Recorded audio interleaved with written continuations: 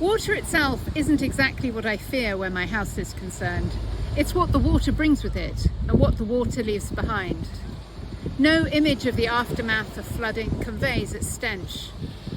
When the road floods after heavy sustained rain, all the desiccated roadkill that the kites and corvids haven't taken, flattened into the pitted tarmac, comes loose and washes away with the dog shit, the litter, the manure dropped from the passing muck spreader, or splashed by the dairy herd moved from one field to the next.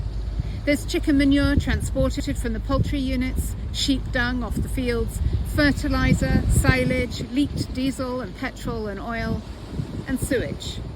In a built-up area, you might have to deal with other people's sewage and your own backing up through the pipes, but in a rural area, it's breached septic tanks.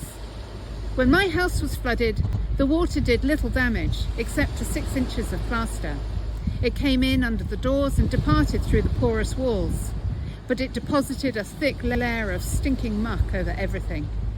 Even now, when the field drain gets blocked and the stream comes down the exposed rock by the house and spreads into a lake over the septic tank before draining into the river, it's that muck that I dread. Get in touch with nature, we say, but floodwater brings you close to nature in forms that you want no contact with at all.